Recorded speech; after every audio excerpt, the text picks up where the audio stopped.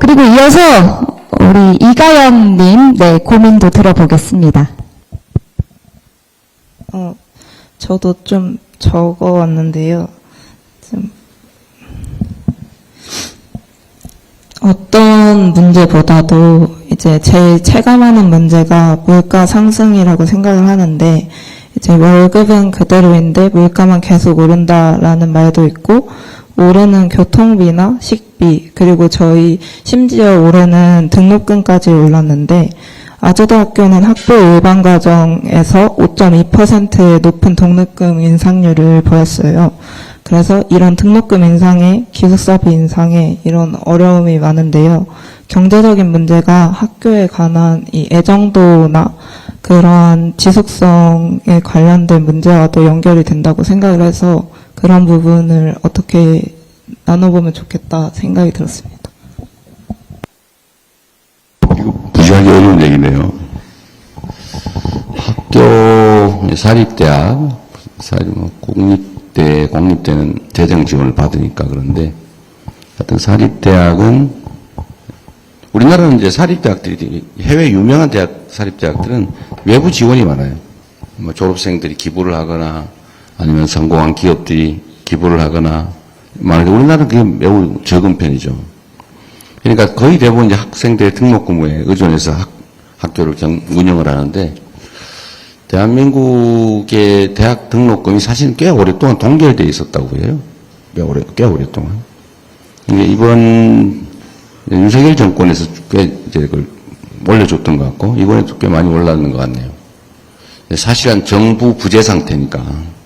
그래서 아무도 말하지 않으니까 좀 많이 오를 수도 있는 그런 상황인 것 같습니다. 이 정부 부재 상태는 언제나 국민들한테 어려운 상황을 이야기하죠. 물가는 오르는데 월급은 안 오르고 세금도 올라요. 물가가 오르니까 명목임금이 오르는 거예요. 실질임금 똑같은데 명목임금 받는 금액은 오르는데 이제 물가 오르는 만큼 줄어드는 거잖아요. 명목임금이 오르니까 세금은 올라요.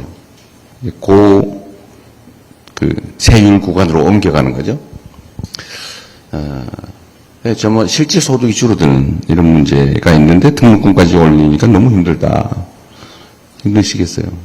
본인이 힘들어요? 부모님이 힘들어요? 물론 부모님이 더 힘드시겠지만 이제 제가 더 체감을 하는 것은 있어서 부모 지원을 받고 있군요. 네. 그러게요. 어쨌든 교육비 부담이 부모님들로서는 너무 크죠. 근데 이 교육비를 통제하는 건 쉽지는 않습니다. 이게 억지로 누른다고 되는 건 아니고, 지금까지 대학 등록금 통제를 한 것도 정부에서 일종의 지원을 하면서 억눌렀던 건데, 이제 앞으로 이 방향이 계속 유지될 수 있을지는 확신하기 어려워요.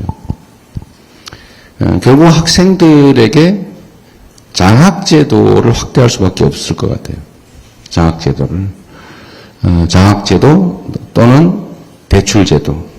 장학제도는 결국 국가재정이든 학교에 운영비에서 일부 하든 할 텐데, 결국 대출제도를 잘 만들어야 되는데, 지금은 그래도 많이 좀 개선됐지만, 제가 성남 경기도에서 한 일 중에 그런 게 있죠. 학자금 대출을 받으면 이자를 내잖아요. 근데 이자가 부담이 되잖아요.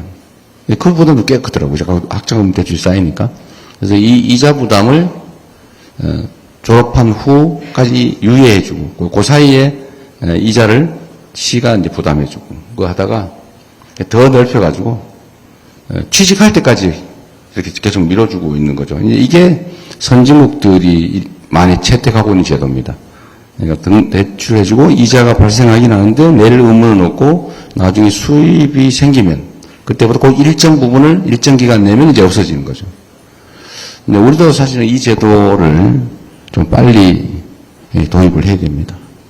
그리고 청년들한테 공부할 기회를 주고 청년들의 역량을 키우는 게 국가 역량을 키우는 일이기 때문에 이걸 개인 문제로 남겨두면 안 돼요.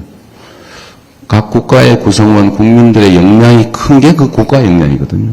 근데 지금 대한민국의 기본 기조는 각자 알아서 산다. 각자 도생. 이게 어느 순간에 마치 진리처럼 얘기되기 시작했습니다. 이걸 바꿔야죠. 기업이, 국민이 부자가 되면 나라가 부자가 되는 거고, 국민들이 역량이 뛰어나면 뛰어난 국가 역량을 가진 뛰어난 나라가 되는 거죠. 그러니까 이런 공적 책임의식이 정말로 필요하지 않을까 생각해요. 기대하시기 바랍니다. 얼마나 기대하면 될까요? 지금 말하긴 좀 그래서. 네, 마지막으로 우리 고은진님 고민도 한번 들어보겠습니다. 네.